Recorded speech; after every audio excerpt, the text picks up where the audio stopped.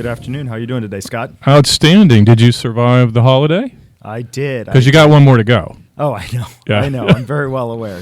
Now, the girls, was there a substantial bounty at the Hackler household? Of course there was. Yeah. Of course there was. The girls got a couple go-karts, and they really enjoyed those. So, I wish I'd have gotten a go-kart. Well, I'll put you on my list for next year. All right. I appreciate that. Well, welcome to It's Only Money. Every Wednesday at noon, we get together and talk about finances, everybody's favorite topic.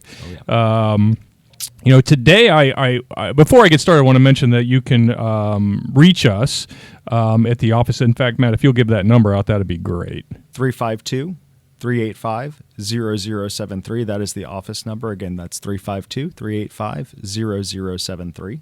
Or you can call in here at 352-315-1410. Again, 352-315-1410. If you're desperate to chat with us. Absolutely. Yeah. So, one of the things I also want to push out there is we recently put on our website at edgewaterfamilywealth.com.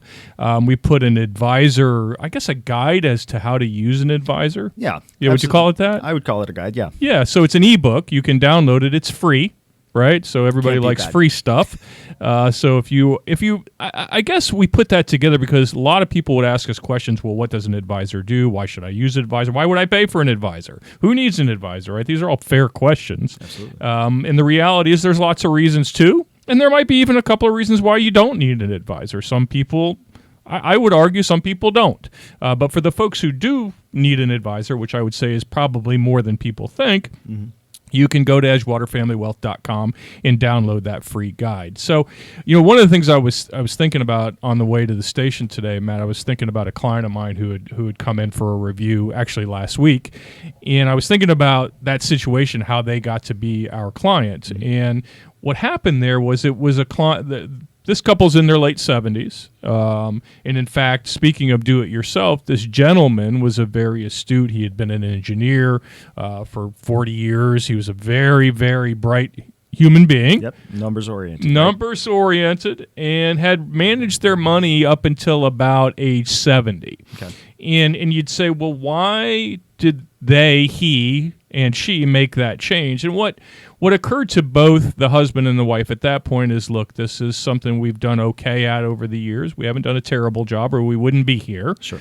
But he realized that in this case it was him. He was the manager of the money. He picked the stocks. He bought bonds. He managed the income. Sure. Did their taxes. Did everything. He was a classic do-it-yourselfer, and again didn't do a poor job. But he realized that should something happen to him, it was going to be difficult for her because she simply wasn't involved, and they engaged us a few years back to be their partner, and now he's actually gotten used to the idea of not doing it himself and very much loves the idea of me being in charge or in trouble if things don't go perfectly. Sure. Like he used to be. Have you seen this as a trend where couples maybe are aging to the point where they feel like, all right, the reality is one of us, whoever's managing the money, may not be here. Sure. We need to enlist a partner. Sure. One of the things that you sort of alluded to is the stress that is involved in picking your own stocks, doing your own taxes, doing all of these things yourself. And when you get to that, call it 65, 70 years old, the desire to do that is really, it just wanes, right? You want to focus on the things that you want to do, right? Grandkids? Absolutely. Absolutely. Hopefully, right? Yeah. Focus on the things that you want to do, whether that be grandkids, whether that be cruising, whatever it is. There's a lot of stress that's involved with that, and the focus is on your money, not on the things that you're wanting to do, on the fun things. I hear it all the time. In this case, the wife comes in and basically says, well, you've been picking these stocks for the last 40 years. I have no idea what to do. So getting someone involved that can help with those, whether it be stock picking and asset management, or if it's an income that they need, how do you create that portfolio that builds and derives an income for them?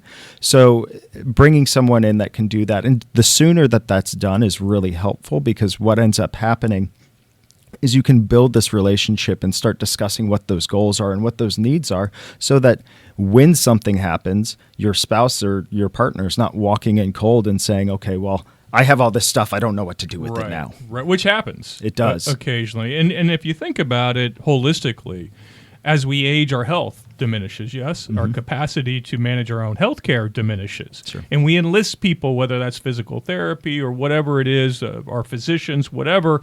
When you're young, you have your health, right? So you take it for granted and you're able to just, all right, I cut myself, I scrape myself. Bumps and bruises become more consequential, if you will, as you age. So therefore, we enlist people to help us with that. And I think the truth of the matter is that we should ultimately be thinking about that with our finances as well. Absolutely. Diminished capacity is a big deal. I've seen that as people age, they usually want to bring in some family member, a child, or the whole family, so that we can have this discussion about, well, what are mom's needs, as we get to that point.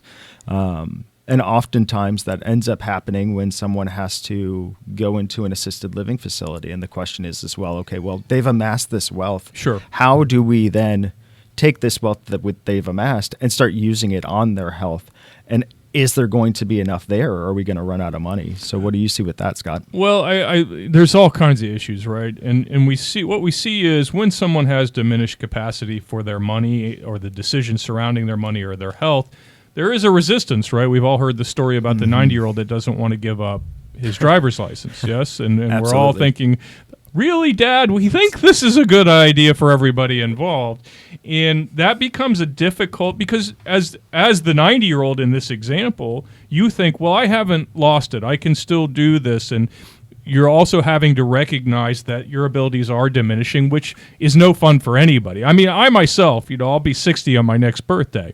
And when I back out of a parking space now, I don't look once. I look like 5 times because I don't trust my instincts or my reflexes are not what they were when I was 30. When I was 30, I just looked once or twice and boom, I was gone. Didn't give it a second thought and was never wrong, thankfully. That's good. But now when I do it, sometimes I'll look back and then I'll think, okay, it's clear. And then the last second I see this car coming and I think, okay, my reflexes or my ability to process a complex situation is not what it was. I'm just being totally honest. So now I do look that second or third time to make sure I don't run over somebody pushing a grocery cart or something like that. So admitting that that's a thing is a difficult process for a lot of people. Absolutely. And having that extra set of eyes, especially now, now that you've got those needs, is important. And, that is a lot of what we do for clients is really just they come in, they say, okay, well, mom now has to move into a facility and what do we do? Yeah. So we start sitting down and saying, okay, well, what are those needs? How do we get our second set of eyes that do this on a pretty regular basis? How do we start to provide those needs from what has been built so far? Yeah, and it can be complex or it can be simple. It can be as simple as how do we pay the bills, or as complex as, okay, well, we're about to enter a facility situation. How do we protect the assets, which is a far more complex conversation. But nonetheless, even just paying the bills, where does the money come from? Does this thing pay a dividend? This thing doesn't pay a dividend. Is it taxable? Is it not taxable? People take these things for granted as easy until they actually have to do them. Sure. So I find that if you have a conversation ahead of time and you start to enlist a team member before that becomes basically before it's on top of you, because we all know in a crisis, if somebody gets sick, somebody has a stroke, or somebody dies, people always say, I'm fine. I'm good to make these decisions. And what I have found in 36 years of doing this is, no, you're not. Right. And they'll say they're fine, and then 6 months later, I'll have that same client come in who lost a loved one or had to put somebody in a facility, and they're like, yeah, I don't even remember what we talked about.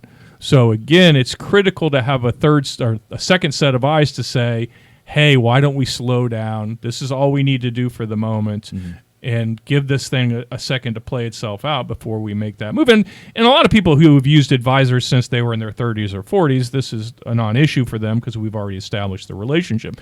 But for that do-it-yourself couple, where typically one of them's driving, has the wheel, it's really something you should do maybe sooner rather than later. Sure. And another thing that second set of eyes is going to do is they're going to say, okay, well, these assets, how are they titled, right? Are they held jointly? And if something happens to the one of you, do they pass out directly to the spouse? Is it titled in a trust? Or if something happens to the both of you at the same time, is there some sort of beneficiary designation to where we can avoid probate and we know exactly what's going to happen, when it's going to happen, and how it's going to happen, right? That's what bringing in a professional really allows for. And I think it adds to, it adds peace of mind. Because if you don't know, when people don't know what's going to happen, it's upsetting. It's upsetting to say, Mom's about to go into a facility because she had a stroke, and now you're worried about Mom, number one, right? Mm-hmm. This is my mom, and this is a very bad thing. This is a monumental moment in my life, let alone the dozens of details surrounding registrations, trusts, wills, living wills, all of the health mandates. There are so many things, and if you get in front of that, which I know it's like doing your homework before the last minute. We all did our homework at midnight the night before. No, never. That never happened. But you should probably, in this case, do your homework before it's due. Absolutely. Emergency planning is very difficult and can leave strings untied. Yeah. Again, if you're acting in the moment, if you're acting in a moment of crisis, you're not going to be. Nobody's at their best, and very rarely are people at their best in a crisis. So ultimately, you want to have that. It's like going into. I would assume in the military, they don't just show up at the battlefield and go, all right, let's give it our best. No, there's planning. There's if this happens, we're going to do that, and if that happens, we're going to do this. If A, then B, B, then C. Again, you can't account for everything. That's not a thing, but you can account for most things so that at least there's less decisions to be made. Therefore, the decisions that are made are more quality. Absolutely. So we talked about beginning a relationship and what that looks like, and we want to make sure that we step in or that you seek out someone for help before that emergency happens. And establishing what those goals are and what those needs are. I honestly, I think it's critical to. The problem with doing it at the last minute is now you're like, well, who do I use? Right? You haven't had time to vet anybody. Right. Where if you're under the gun, and ultimately you're like, all right, you'll do. Right? Rather than visiting with 3 or 4 potential candidates to be your advisor and saying, Matt, I click with you, or Scott, I click with you. I think you get what I'm trying to do. If you're under the gun, it's like, all right, you have a computer, I guess you'll do, right? So we certainly don't want to approach it that way. Absolutely. Well, when we come back from break, I want to talk about a couple of things. Maybe finish this thought on estate planning and on picking an advisor if you're a do-it-yourselfer, maybe getting ready to make a transition. But more importantly, I think we want to talk a little bit about the year ahead and maybe how you should view your investing as you go into 2024 and how that may or may not be different from 2023. Who knows? Sounds great. Looking forward to it.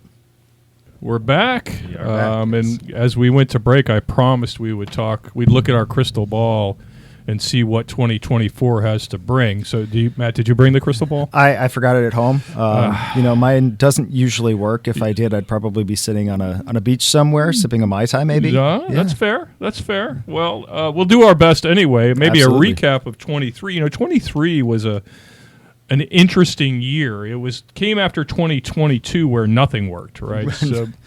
Say that again. Yeah, I mean, it didn't matter where you tried to hide. You were going to get some mud on you. And, Absolutely. If we looked back at 22, where I think the S&P was down 17, 18%, something in that neighborhood, and the aggregate bond market, meaning if you took all the fixed income corporate bonds, muni bonds, short-term bonds, long-term bonds, international bonds, and you put them all in a blender, you're likely to have lost 14% in bonds alone, which is an anomaly. Right, absolutely. It's rare, A, that bonds struggle that much ever, and B, it's rare that they struggle that much alongside of equities, because typically we think, and correct me here, Matt, if you think differently, but typically we think of, anyway, that there's no correlation between stocks and bonds, right? We think, well, if bonds are up, that must mean stocks are down, and if stocks are up, bonds are down. Not true in 22. Absolutely not. Also not true in 23. Right. Right? Because in 23, it was the opposite. Everything worked. You could have... a monkey with a dart could have done pretty well this past year, right? So, whether it was fixed income or it was equities, folks, as long as they were patient and they hung in there, and we'll talk about patience in a second, but would you agree it's been 2 kind of weird years, and maybe that we'll get back to some normal Oh, normalcy, right? I mean, we haven't had normalcy in a long time, it seems like. What is normalcy, by the way? I can't answer that anymore. Yeah. The last few years have been odd. With inflation and interest rates kind of all over the place over the last few years, that has done a real number on the fixed income markets and also on the stock market. If you don't know, there's a correlation between the value of bonds and interest rates. As interest rates go up, typically the value of bonds go down, and vice versa, right? As interest rates go down, the value of bonds go up. And so interest rates in 22, we're going up, and we're going up pretty quick. So that did do a real number on those fixed income investments. And people will often say, "Why is that?" They'll say, "Well, what do you mean? What do interest rates and bond prices have to do with one another?" And I always use the simple teeter-totter, right? You can't see me right now, but I'm pretending to be a teeter-totter, right? If you're on a teeter-totter and interest rates are on the upside, you can expect that bond prices will drop. And then people say, well, why is that true? Well, this is the way I think about it. I say, if you have a bond you bought from me today, and it was paying 3%. Yep. And then tomorrow, I wake up and bonds are paying 4%. Does anybody want your 3% bond? Not at the price I paid for it. Right. So the only way they're going to buy that 3% bond in a 4% market, right, because they go down to the bond store, if that were such a thing, and buy a bond at 4%, your bond is of no use to them unless what? Unless I can buy it for significantly cheaper and still get an equal rate of return. Right. So you have to discount your bond. And so that's what happens. If you see rates rising, as they did significantly prior to maybe the early part of this year, right? Mm-hmm. If you see that occurring, you know why your bond prices are dropping. Now, one of the inverse is true. If we see rates stabilize, which we just did, right, and if the Fed drops rates, reduces rates, or loosens, as they say, we'll see bond prices come screaming back up. And in fact, last month we saw bond prices jump pretty significantly. And this brings me to another point. Do you ever have a client look at a statement and say, my bond that I paid $100 for is now $98. That's bad. Mm-hmm. And how do you explain to them that it looks bad, but it isn't actually bad? Sure. So a bond is essentially a contract, right? And that contract has an end date on it. So if you say, I paid $100 for this bond and it's got a 5-year window, mm-hmm, and during that 5 years, we're going to use your example of 4%. Sure. Scott, you've let me borrow, or I've let you borrow $100 and you're paying me 4% on that bond. And at the end of the term, the 5 years, yep, you give me my $100 back. That's right. So what happens between now and the 5 years does not affect the bond, the contract that we currently have. Right. So the fluctuation can happen, but at the end of the day, I know I'm getting my $100 back because you've got good credit. I do. Unless I default on you or run for the hills, you're going to get your 100. So to even further that example, because I think this is something people struggle with, is I'm loaning you $100, right? You're going to pay me, when in your example, actually it's the other way around, I'm going to pay you $4, right? You're going to get that $4 every year for 5 years. Mm-hmm. And then I'm going to give you your $100 back. So therefore, you earned my 4%. Your 4%, right? Now, whether that bond next year, the year after the money was loaned, is worth 98 or 95 is immaterial. Correct. Unless you sell. Right. So this is where people get themselves in trouble. They see that price drop and their reptilian brain takes over, right? Their instincts take over. They say, look, my price is down. That is bad. Therefore, I must do something. Right. The reality is you should do nothing, right? Because, again, you're going to get, in our example, the $100 coming back to you. You're going to get your $4 a year, and everything's going to be hunky-dory. So that goes back to something we discussed, I think, on the last show, which is this recency bias we have. Mm-hmm. People are wired to think whatever happened recently is going to continue to happen. It's like saying this political party won, therefore they're always going to win. We all know in this country Nothing could be farther from the truth, right? Absolutely. We seem to flip-flop every single year.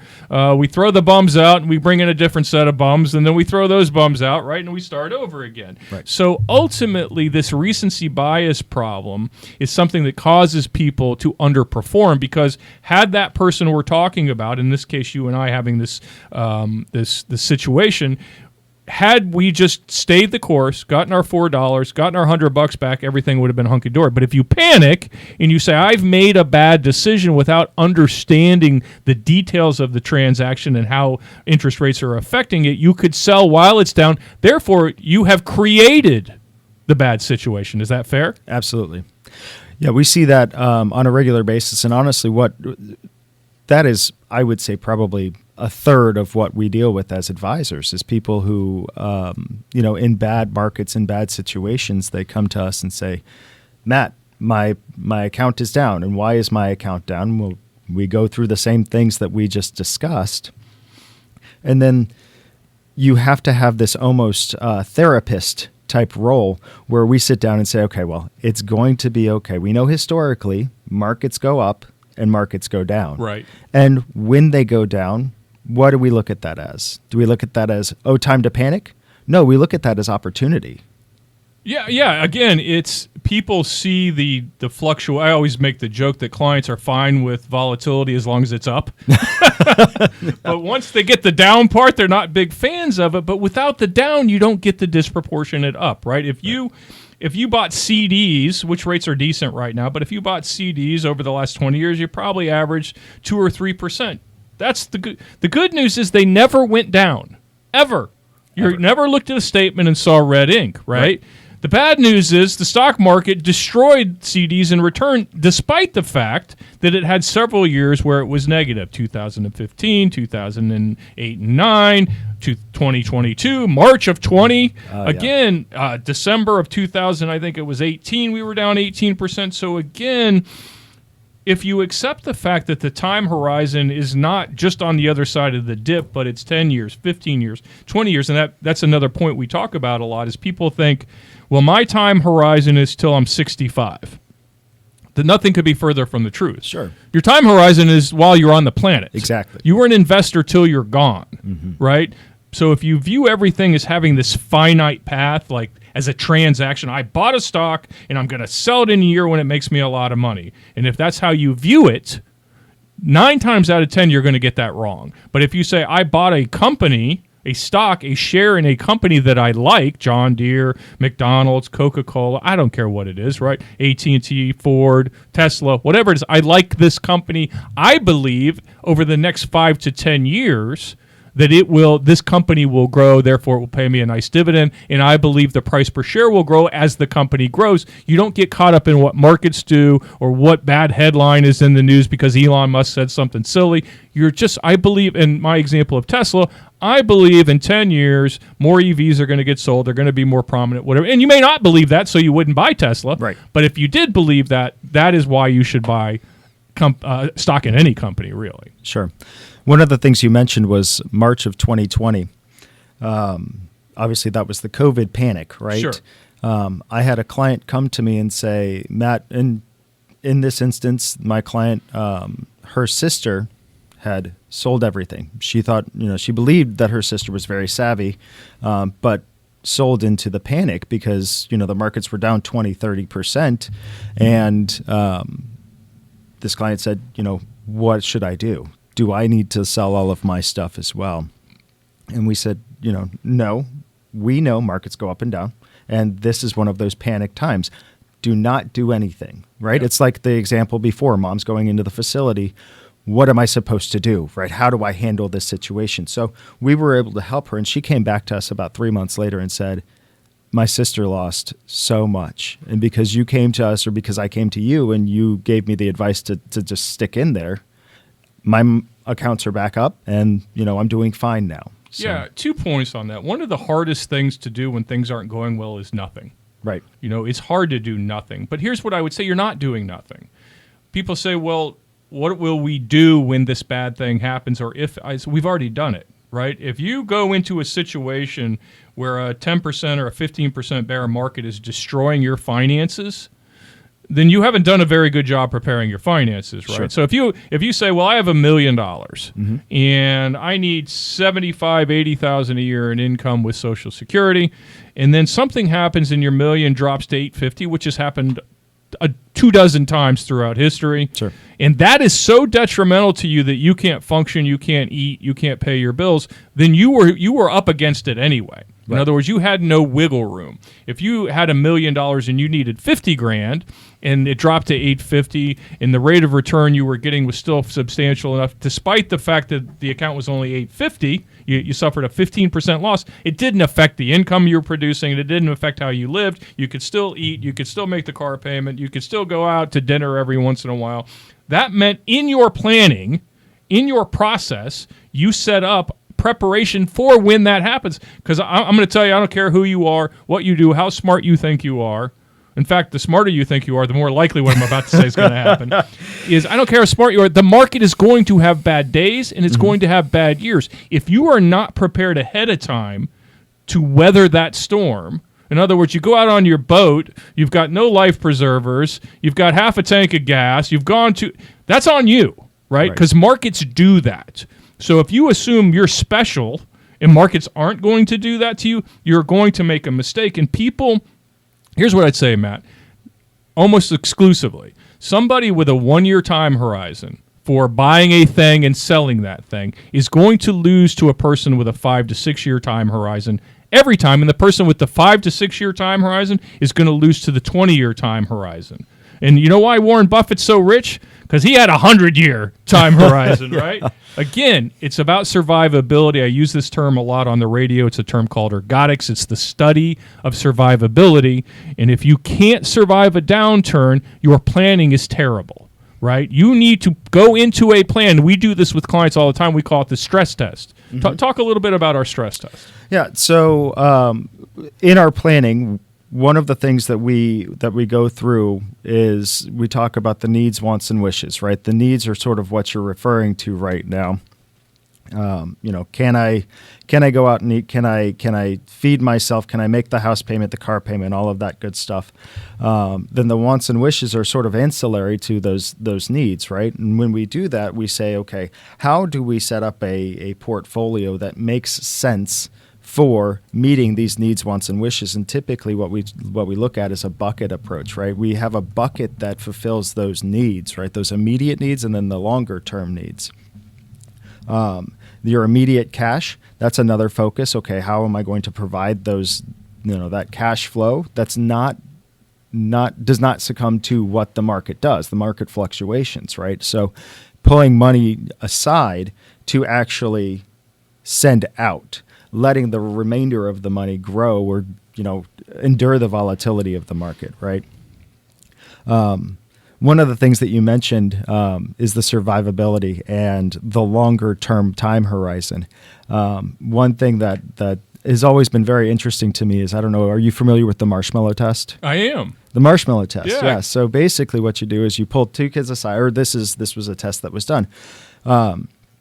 Two kids aside and you say, hey, listen, I'll give you a marshmallow right now, or if you're willing to wait 5 minutes, I'll give you 2 marshmallows.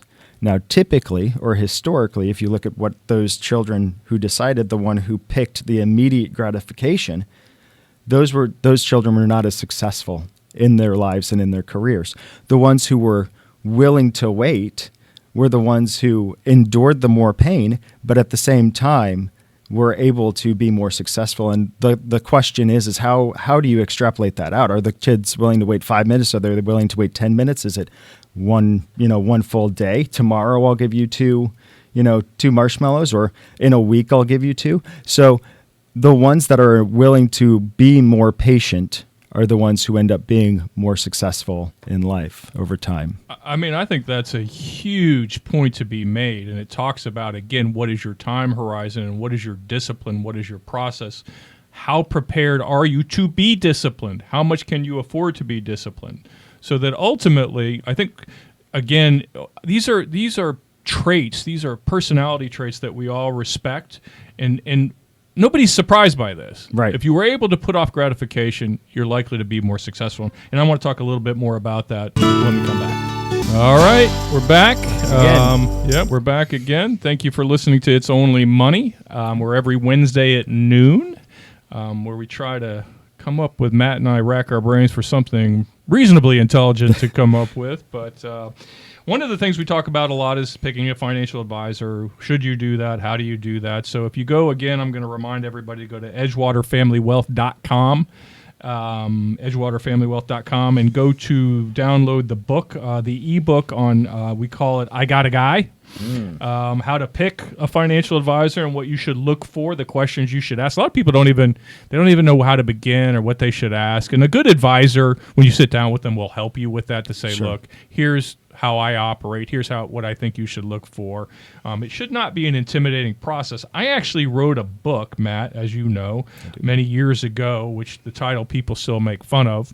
But I wrote it for a very specific reason. And the name of the book is I Never Made Anyone Rich.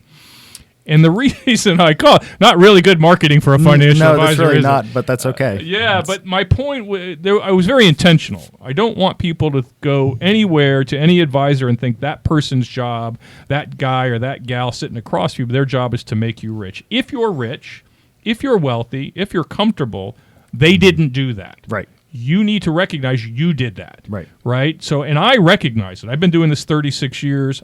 I have helped people stay rich. I've helped people keep from becoming poor by doing dumb things.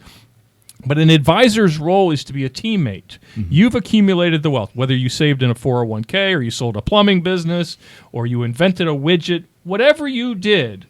However you got there, that advisor did not do that. Right. I have been in the business, as I just said, 36 years. I know in Central Florida, I probably know 10 of the top 20 advisors in terms of assets. Not a single one of them has ever made anyone rich. Now, as a unit, they've helped a lot of people avoid a lot of mistakes Sure. and do a lot of smart things going forward. Because the other thing that we talk about, Matt, you and I talk about this all the time, is achieving wealth, attaining wealth, accumulating wealth is a far different skill set than maintaining wealth. Absolutely. And transferring wealth and avoiding taxes. And people, often successful people, type A's, the go-getters, the person that's an entrepreneur and they built a company and they are smart and they're hardworking and they'll run through a wall.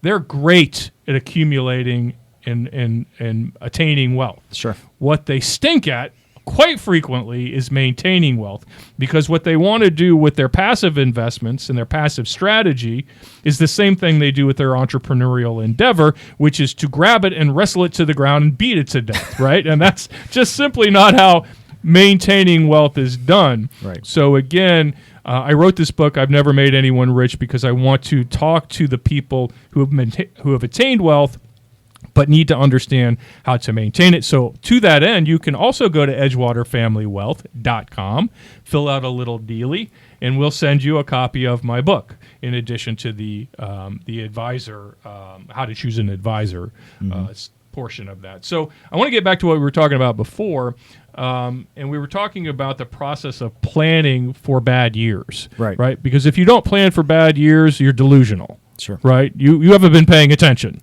right? Definitely not recently. Yeah. So we have bad years. So the example I was giving earlier, we were talking about, was if you had $1 million and you needed, with your Social Security, let's call it $75,000, $80,000 a year, and you said, if I can't have $75,000 or $80,000 a year, all bets are off. I can't live. I can't survive. I'm so tight with that budget. I'm so tight. I need my investments to earn 8 or 9% every year without fail. You have not done the proper planning. You need to be able to say, yes, I'd like $75,000 a year in my example, but if it dropped to $65,000 because the market stunk it up or I didn't have enough cash on hand, I'll be fine. Right. That's the wiggle room in the planning that you want to account for. And to that end, Matt, one of the things you're really good at with the planning software we have is doing something called a stress test. Can you walk people through that a little bit? Right. So going back to those needs, wants, and wishes that we had discussed in the previous segment, we sit down and we figure out, okay, what is the spend? Right, if that's that $75,000 that I want to have, but I can survive on $65,000, what does that look like on an elongated timetable? And so, when we go through, we actually run 1,000 different trials. It's called a Monte Carlo simulation, and basically what it does is it looks at any different instance that could happen, going back to 1927 through, yesterday, basically. What happens if the market goes up or the market goes down? What happens to my portfolio and to those needs, wants, and wishes? Because really what we're doing is goal-based, right? It's, goals are number one, and having those clearly defined goals is very important. So when we run this stress test, we actually go through and we have what we call the spreadsheet of life, right? I think that's what you've coined it. Yes. So the spreadsheet of life, and it shows us, okay, this year I am planning on selling my house, and so we're going to have a windfall of $100,000. Or next year I have a spend of, I want to go out and buy a Ferrari, so I'm going to, spend $250,000 on a car that's never going to come back in value. So we go through and show exactly what the numbers look like, and we can show it in any of those 1,000 situations. So we end up with at the end of the day, a number, a likelihood of success, right? We want to see that somewhere between 75 and 90% because we're never going to be 100% sure that we'll be successful. What happens if we go to war? What happens if, Apple and Amazon and the stock market goes down to zero? Well, we're fighting over apples in the street at that point. Exactly. So we don't know. We don't have this crystal ball, so we can't say with 100% certainty that you will be successful. But based off of those goals, those needs, wants, and wishes, we can actually say with a certain high level of certainty how successful we are going to be throughout the remainder of your life. Because as you mentioned earlier, it's not just until I'm 65. It is until the end of life. And we like to plan until 94, 95, sure, 99, depending on... Which is not uncommon anymore. Exactly. Yeah. So you made a really good point there. Something we say a lot is at that point, we're fighting over apples in the street. Yep. And this is one of the funny things people will say to me, and I say it's funny. It's probably not funny to them, but it's always funny to me, is when they say, well, Scott or Matt, this election could be the end of the world, which I've heard. Timely, 2024. I'm trying to think. Let's see. I've been doing it 30, so I think this is the 9th end of the world I've been involved with. Okay. And again, we all have our biases. We all have politicians that we like or don't like, but we give them too much credit for sure, the effect they have on our lives. But what I would say to these people, they would say, well, what should we do if the end of the world comes, right? So as if there's a portfolio we could put together where the world ends... It's apocalyptic. We're all walking around like zombies in tattered clothing or road warrior vehicles, right? And there's a portfolio, Matt, that you and I have created that is completely abstained from all this nonsense, right? So what you're saying to me, Mr. or Mrs. Klein, is if AT&T, Bell South, Tesla, Caterpillar, John Deere, Coca-Cola, Bank of America, Merrill Lynch, IBM, Microsoft, Apple, they all go out of business. All of them. And you are under the impression that there's some place you would have your money where it would still be a thing, right? Mm-hmm. Right? That's not a thing. That's gunpowder and corn seed. That's what that is, exactly, right? And then some people say, well, what about gold? Now, I don't know if you're fans of Clint Eastwood, but if you've ever seen Pale Rider, right? So in Pale Rider, the miners go out and they look for gold, they pan for gold, and they're largely unsuccessful. Then one day, the old miner finds the big rock. Mm-hmm. What does he do? He takes the rock, gets a bottle of whiskey, and walks through the center of town bragging about the rock. What happens to him? First, they shoot the rock out of his hand, and then they shave off a couple shavings, see if those ounces will get me anything. Well, I think the fallacy is not in the fact that gold may or may not have value. Sure. The fallacy is that there's going to be some method by which, or a process by which, you can exchange it for goods where people aren't trying to kill you. Exactly. Right? In an apocalyptic situation, I've seen Road Warrior, I know how this works, right? There is no order. Now, let's assume, everybody listen carefully, maybe your candidate won't win. Oh, no. And that's true for half of us, right? Half of us are going to be unhappy because that's just how it works now. It is. Right? I'm used to being unhappy. I don't care. I won't say I don't care. I have biases and prejudice in terms of candidates and process and policy, just like anybody else. Sure. But I'm not caught up in it. I am not delusional. I do not believe if one or the other wins, it's going to change my outcome. Right. President set the tone. They do have some play a little bit in economics, but in 4 years, it's hard for them to do much, really. It's if you want to care about something, care about your local situation. Absolutely. Vote locally, because that's where the bread gets buttered. But what I want to say to everybody is going into 24, and I'll shut up and let you talk, is listen, take a deep breath. This is America. As Winston Churchill famously said, we always get it right in America after we try everything else first. Yeah. So you alluded to the election year, and that is, election years typically, historically, when we look at what happens, there's typically some volatility in the market leading up to the election, right? But once we know what happens, typically they'll sort of level out, right? Yes.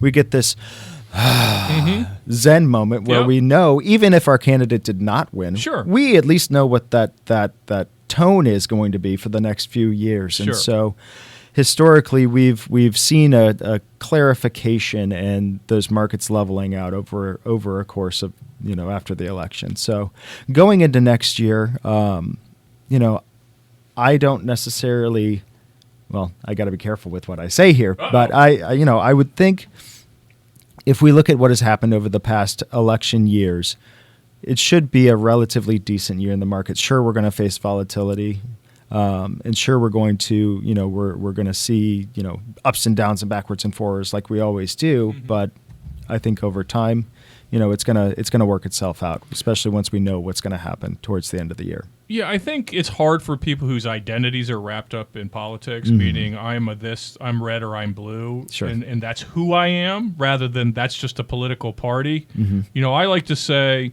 tell me the rules of the game and deal the cards. I'll play the game. Just tell me what it is, right? Because we say, you might say an election year is typically bad. That's not true. Right. Historically, election years are not bad. Right. On average, they're pretty good. Yeah. Right. And then you might say, well, if this party gets elected, then it's going to be crap. Right. Right. The end of the world. Also not true. Right. If you look at the returns of a Democratic or a Republican administration throughout history, they are like within 25 basis points nearly of each other. Identical. Almost identical. So again, it's like becoming president's like trying to turn a battleship, in 100 yards. It's not going to happen, right?